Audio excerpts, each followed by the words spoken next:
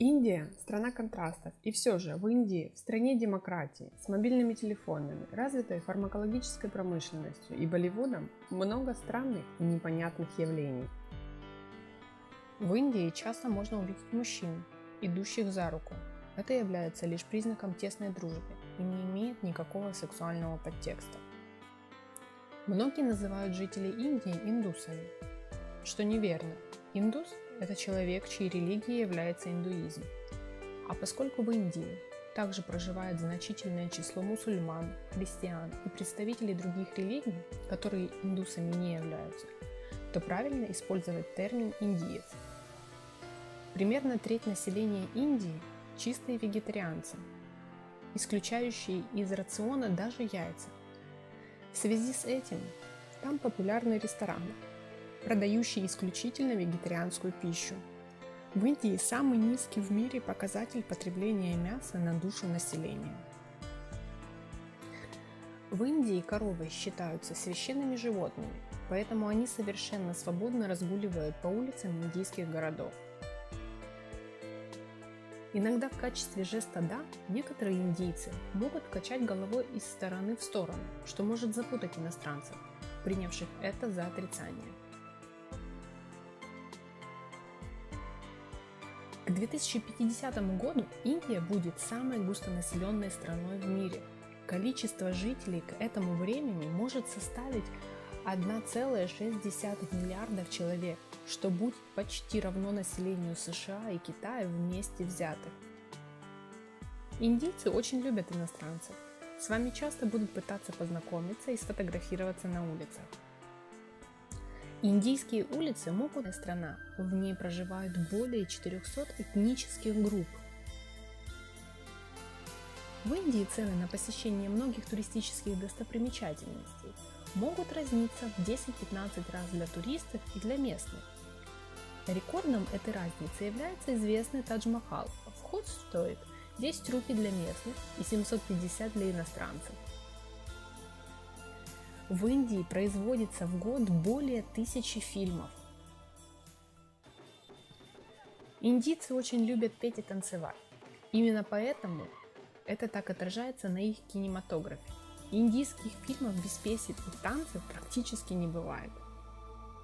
А в индийском календаре 6 сезонов. Весна, лето, сезон дождей, осень, зима и ранняя весна. До тех пор, пока алмазы не были найдены в Бразилии в 18 веке, Индия занимала первое место в мире по добыче и производству алмазов. В Индии проживают 14 миллионов рабов. Это самый большой показатель среди всех стран мира. А чтобы заработать на Биг Мак, среднему человеку в Индии придется работать почти 6 часов.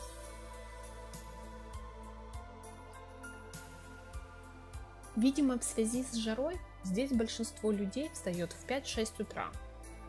Так, в 7 утра обычного будничного дня мы были свидетелями столпотворения на пляже. Местные играли в футбол, волейбол и просто сидели кучками или гуляли. То же самое вечером после 5 часов. Индийцы в основной своей массе не любят купаться в море, предпочитают озера с пресной водой и без волн.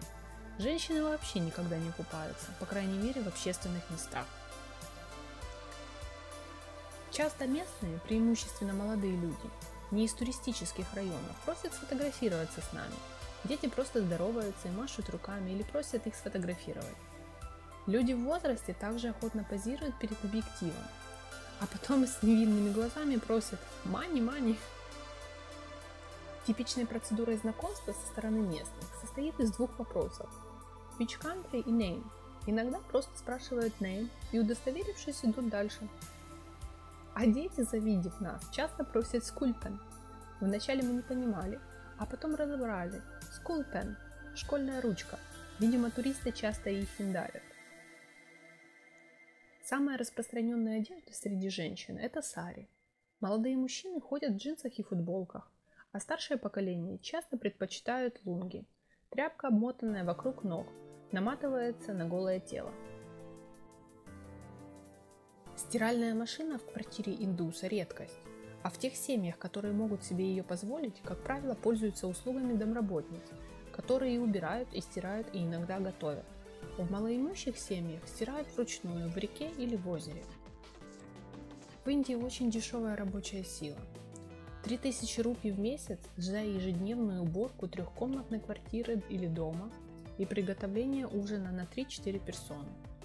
Если уборка необходима 2 раза в день и нужен завтрак, то зарплата для такого работника составит 5000 рупий в месяц, даже в дорогом городе Мумбаи.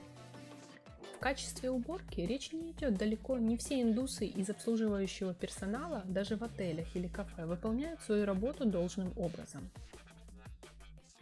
А зарплата молодого специалиста в крупном городе с опытом работы 1-2 года после университета в сфере IT или банковском деле составит 50-60 тысяч рупий. Арендная плата за дом или квартиру 3-4 комнаты в небольшом городе составляет 5-6 тысяч рупий, а вот за двухкомнатную квартиру на севере Мумбаи уже надо заплатить будет 50 тысяч рупий. В южных штатах в местных автобусах, как правило, нет стекол, просто решетки на окнах, которые можно закрыть металлическими ставнями. Большинство путешествующих индусов в своей сумке имеют одеяло или покрывало. Вечером оно превращается в постель прямо на полу в зале ожидания или вовсе посреди холла. Сумка используется в качестве подушки. Далеко не во всех местных кафешках есть туалет, но раковины для мытья рук есть абсолютно везде.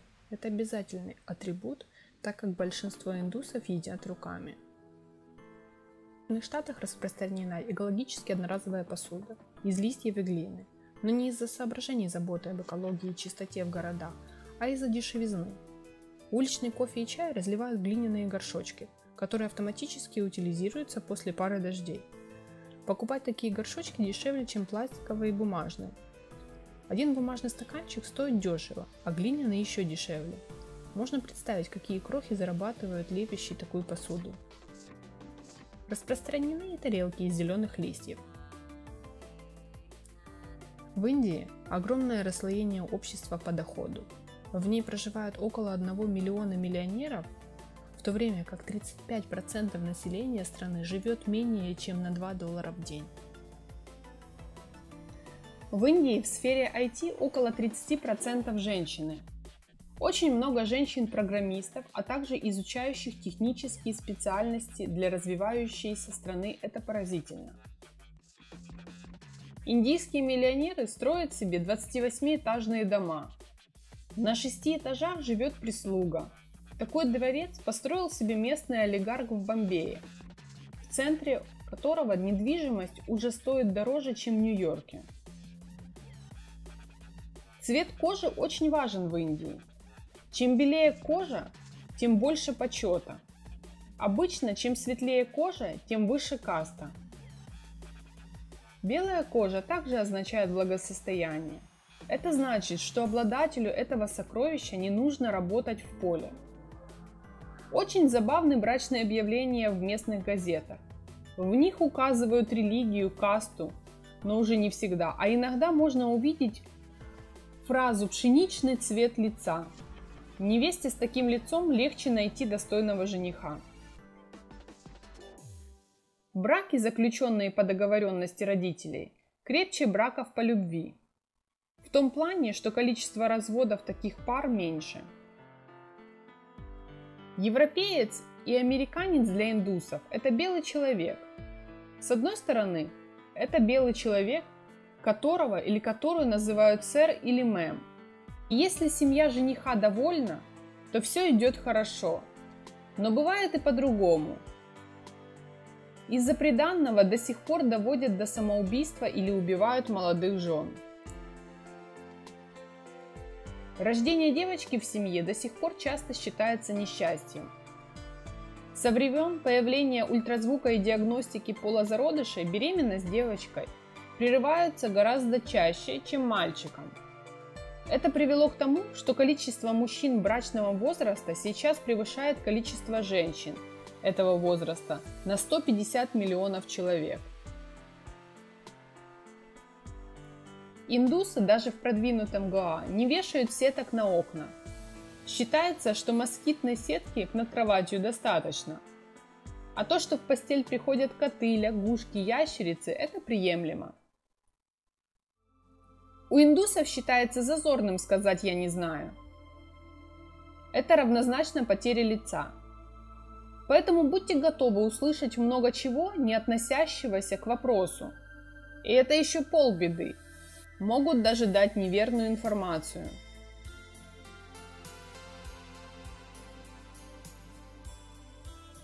Теперь немного про духовность. Согласно традиции, уходы из семьи и общины в поисках себя полагаются только пожилым. Тем, кто уже вырастил детей и успел охладеть к жене. Сначала надо лямку жизни протянуть, а потом искать во всем этом смысл. Гуру, ашрамы, йога – это огромный бизнес на белых людях, ищущих смысл жизни.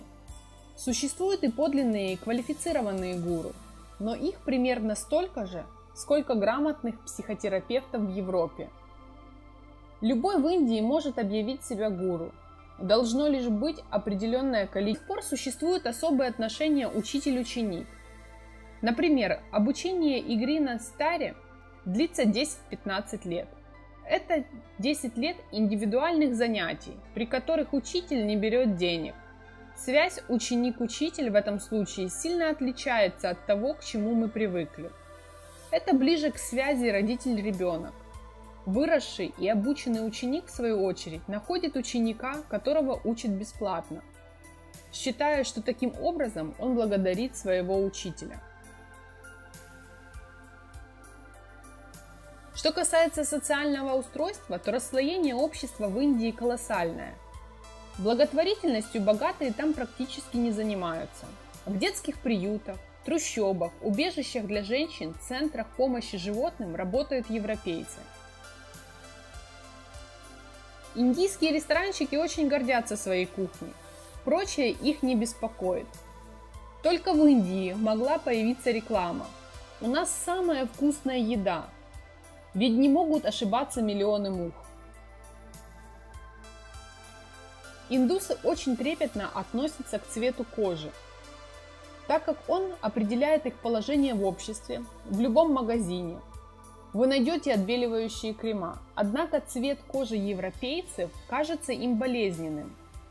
Приветствуется именно легкая смуглизм, в принципе весь пронизан эротизмом, индусы крайне застенчивы, плохим влиянием Запада.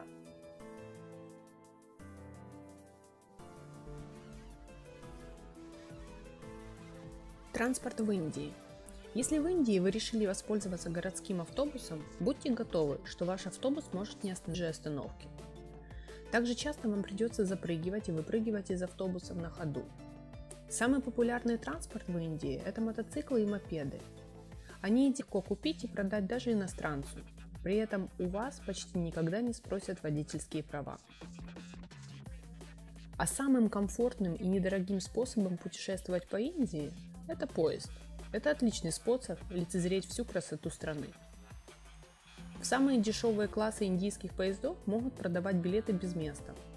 В результате в эти вагоны может набиваться столько людей, сколько они не способны вместить физически.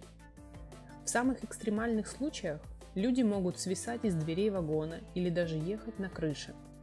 Любой турист также может испытать этот аттракцион на себе, купив билет в соответствующий класс. И трое на нижней. В купе могут сидеть на одной комфортно двум людям. Если потесниться, то можно сесть втроем. Индусы же нередко ездят и впятером, с двух сторон подсаживаются на передние сиденья к водителю. А детей в авторикшу может забраться до 15 человек. Дверей и ручек спереди нет, только руль. Сиденье узко и по размерам никак не рассчитано на двоих, а уж тем более на троих. Поэтому, чтобы не выпасть, нужно приобнять водительское кресло сзади. Еда в Индии. В большинстве случаев для обозначения места, где можно покушать, используется слово «hotel». При этом большинство отелей называются lodge, но некоторые, особенно крупные, также в названии используют hotel. Самые распространенные фрукты – это папайя, ананасы, мандарины и бананы. Часто продаются также и яблоки. но невероятно дорогие. На многих продуктах есть маркировка MRP – Maximum Retail Price. Это максимальная розничная цена, по которой этот товар может продаваться. Особенно это заметно по бутилированной воде, которая продается на каждом углу и стоит почти везде 15 рупий за литр, как в магазинах, так и в кафе. Во многих маленьких местных ресторанчиках нет меню. Люди приходят и заказывают давно известные им блюда. Блюда для разных приемов пищи, как правило, четко разделяются на завтрак до 11 часов, обед с 12 до 15 часов и ужин с 19 до 21 часа. Время, впрочем, довольно условное и может варьироваться, но заказать днем что-то из меню breakfast, а днем из dinner чаще всего не получится. При том, что с 15 до 19 часть кафешек вообще закрыта. Алкоголь в Индии продается исключительно в специально предназначенных для этого магазинах, точно так же, как и сигареты. В Индии очень любят острую пищу. Порой вам помогут подать что-то просто адски острое и при этом еще приправленное парой стручков перца чили. Сами же индийцы могут без труда это есть, так как с детства употребляют подобную пищу и их вкусовые рецепторы к остроте несколько притуплены. Самый распространенный обед среди не сильно обеспеченных жителей – это meals – гора риса, как правило, на банановом листе. Очень удобно, бесплатная одноразовая посуда, да еще и выгодная в утилизации отходов, с несколькими соусами и приправами в мисках. Чаще всего это блюдо без ограничений. Соусы подливают почти всегда. Иногда и рис подкладывают, дешево и сердито. Meals больше популярен на юге Индии. В Индии много чистых вегетарианцев, то есть тех, кто не только не употребляет в пищу мясо, рыбу, яйца, но и не допускают приготовления животной пищи на своей кухне или использования той же самой посуды, стола, холодильника для хранения и готовки продуктов. В связи с этим выделена особая группа кафе и ресторанов с пометкой Pure Vegetarian, что означает полное исключение каких-либо связей с невегетарианскими продуктами. Молоко и кисломолочные продукты, курт, ласси индусы относят к вегетарианской кухне, объясняя это тем, что при употреблении молока животное не погибает, в отличие от яиц, которые являются погубленной жизнью. Воду из бутылок пьют, не касаясь горлышка, а наливая непосредственно в рот. Чаевые в кафешках принято оставлять по желанию от 3 до 10%, но чаще всего это 10-20 рупий. Удобство для туристов. Рикши и прочие помощники за привод клиента в отель, как правило, получают фиксированную сумму, причем за каждую ночь, проведенную клиентом в этом отеле. Так, с комнаты за 250 рупий рикша получит 50 рупий, а за 300 рупий уже 75 и так далее. В каждом городе свои таксы. Этим с нами по секрету поделился владелец гестхауза в Агре. Центрального горячего водоснабжения нигде нет. В самых дешевых гестхаусах горячей воды нет в принципе. В некоторых ее приносят утром в бачке, иногда за дополнительные деньги, а в более продвинутых есть бойлеры. Туалетной бумагой индусы не пользуются. Вместо этого в продвинутых местах рядом с унитазом висит небольшой душик, а в местах попроще – кран с водой и ковшик. Религия в Индии. Индуистские храмы начинают работать в 5 утра, и это, как правило, сопровождается громкими завываниями молитвы в микрофон на всю округу. На улицу выставлены огромные динамики. Особенно весело, если такой вот темпл оказывается под окнами гестхауса. Большинство индусов очень набожные, верующие. В храмы везде очереди, повсюду много паломников. И как следствие широко развит бизнес по продаже подношений. Как правило, это набор из цветов и фруктов, бананы, кокосы. У некоторых даже дома есть небольшая молитвенная комната с алтарем и божествами. В большинстве индусских храмов или в отдельные молитвенные их части вход разрешен только индусам, хинду, при том, что благословить индийский священник может и европейцев, поставить точку на лбу, омыть святой водой, лишь бы деньги заплатили. В Индии насчитывается более 300 тысяч действующих мечетей. Это больше, чем в любой другой, даже исламской стране. Варанаси, самый старый город Индии, был основан Шивой еще 3000 лет назад. Потому Варанаси по важности для индусов занимает такое же место, как Ватикан для католиков. Именно здесь причудливо сочетаются такие стихии, как вода и огонь. На берегу реки Ганг ежедневно горят около 100 погребальных костров. Учитывая всю святость и сакральность места, здесь хотят быть кремированы после смерти десятки тысяч индусов. Детей и незамужних женщин не кремируют. Их тела опускают в воду реки Ганг. Потому проплывающие по реке человеческие останки могут шокировать новоприбывшего туриста. Ежегодно сюда приходят миллионы паломников со всей Индии, чтобы совершить священное омовение и помолиться в местных храмах. А их здесь более 3000. Каждый храм посвящен какому-то индийскому божеству. И по преданию, если помолиться в 108 храмах, то сбудутся все желания. Паломники преодолевают сотни километров, иногда босиком, спят в приютах, под открытым небом, только чтобы добраться до Варанаси, священного места. Здесь, в месте, куда спускаются боги, каждый смертный может обрести гармонию и блаженство. С точки зрения индуизма, после смерти человек перерождается и в зависимости от своего поведения рождается либо вновь человеком, либо каким-то животным. Одним из способов прервать эту цепь перерождений и попасть в рай – это быть кремированным на берегах Ганги. Многие в старости приезжают в Варанаси, чтобы спокойно здесь умереть, и не меньшее количество людей сюда привозят уже после смерти. Церемонии кремации проводятся здесь, как говорится, 24 часа 7 дней в неделю, без обеда и выходных. Каждые 10 минут по улицам из одного из многочисленных храмов движутся похоронные процессии.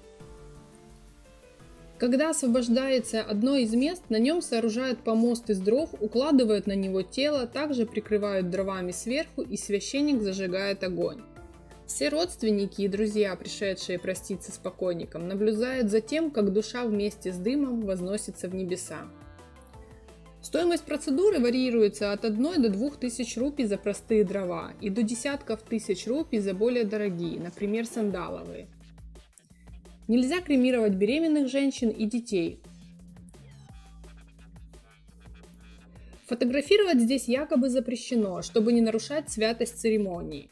Но если заплатить 200 рупий за одну фотографию в качестве пожертвования, то фотографирование чудесным образом перестает мешать процессу. Кастовая система в Индии. Кастовую систему в Индии официально отменили более 60 лет назад, а равенство закрепили в Конституции страны. Однако традиция, которой 4000 лет, по-прежнему разделяет людей на высших и низших. Каждый индиец относится к представителю одного из сословий. Это брахманы, священнослужители, кшатрии, воины, вайшьи, рабочие люди, и шудры, разнорабочие и слуги. В религиозном индуистском сознании они ассоциируются с разными частями тела бога Брахмы. Индийцы считают, следуя установленным в своей касте правилам, в следующей жизни можно родиться представителем уже чуть более высокой и почитаемой касты и занять гораздо лучшее положение в обществе. Исторически каста человека определяется профессией, которой занимается его семья. Однако в наши дни правила не столь строги и смена профессии не редкость. Брахманы, голова Брахмы, это священники, жрецы в храмах. Их положение в обществе всегда считалось самым высоким, даже выше, чем должность правителя. Сейчас брахманы преподают различные практики, смотрят за храмами, работают учителями. Среди иностранцев ходят шутки о том, что все индийские программисты принадлежат к касте брахманов. Кшатрии ассоциировались с руками Брахмы и занимались военным делом и управлением государством. Вайшьи – бедра и желудок Брахмы, были торговцами или фермерами. В самом низу у ног Брахмы располагались шудры, которые были в основном наемными рабочими. Шудры практически не используют денег, за работу им платят пищей и бытовыми принадлежностями. Кроме этого, существует много подгрупп и мелких каст. Например, касты портных, водоносов, мусорщиков, брахманов, живущих благодаря милостыне. А еще есть в Индии интересная очень каста трансгендеров, называются хиджра. Хиджра – это божьи невесты, любовницы Кришны, являются священной кастой. Имеют оба половых признака, 2 или 1 недоразвиты. Одеваются в женскую одежду, просят милостыню, занимаются искусством, часто проституцией. Как правило, хиджры, коих в Индии насчитывается около 6 миллионов, рождаются обычными мальчиками или трансами, ощущающими себя в неправильном теле неуютно. Подряженных хиджр часто косят пассивные педерасты, но настоящим лицом третьего пола в Индостане может стать лишь тот мальчик или юноша, кого кустарно кастрировали старшие члены их странной общины. Хиджры обычно официально не работают, считаются одной из каст неприкасаемых. В паспортах они официально значатся лицами неопределенной гендерной принадлежности. Бездетные женщины просят у хиджр благословения на зачатие.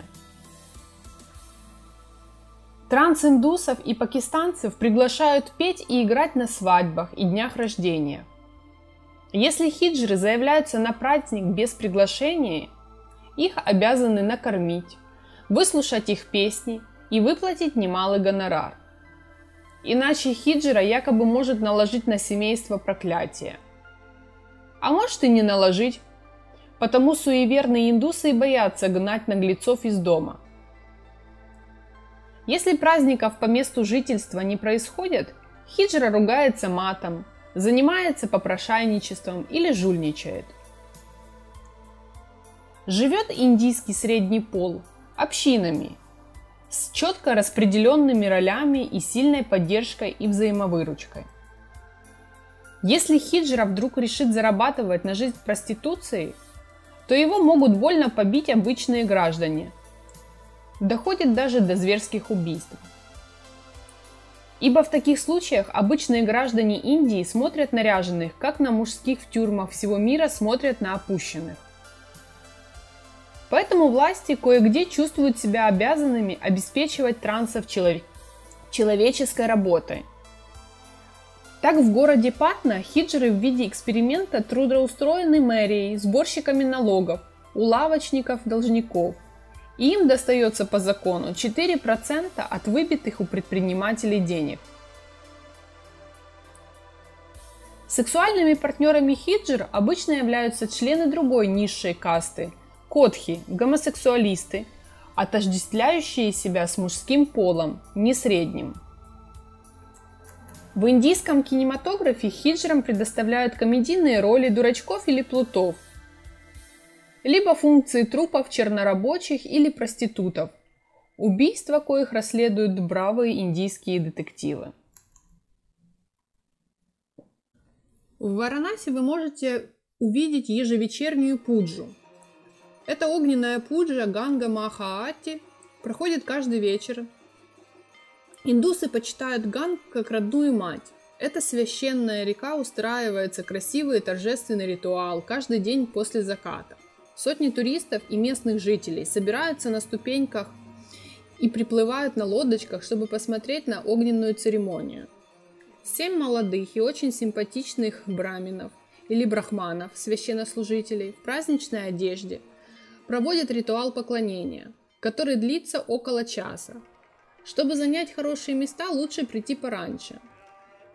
Многие предпочитают смотреть пуджу с воды и нанимают лодку. В церемонии используются чарующие благовония, цветы, рис в качестве подношения богам, павлиньи перья, жезлы с длинными пучками шерсти яка и огромные масляные лампы. Начинается пуджа с завораживающего трубного звука раковины шанха, который символизирует ветер. Брамины или пуджари поют мантру, благодарят богов и задабривают их подарками. Самая эффектная часть церемонии – это подношение огня. Для этого используются многоэтажные огненные светильники, в которых горит масло кхи, топленое масло, и камфора. Подношение делается на все 4 стороны света. После этого старший брамин может благословить всех желающих. Для этого он подносит огненную лампу к человеку. В ответ нужно провести руками по поверхности огня и коснуться ладонями своего лба, как бы умыться огнем. В конце брамины раздают прасад, угощение. Его можно съесть или сделать приношение гангу, в крайнем случае отдайте прасад корове.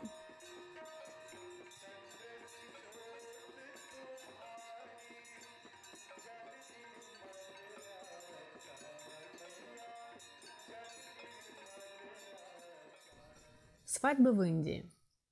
Свадьбы в Индии пышные даже у людей среднего достатка. Приглашают всех родственников, друзей и даже совсем малознакомых приятелей.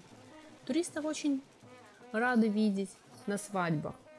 Иногда, когда ты проходишь мимо, вас приглашают зайти, познакомят с родственниками, пригласят сфотографироваться с женихом и невестой и угостят за праздничным столом.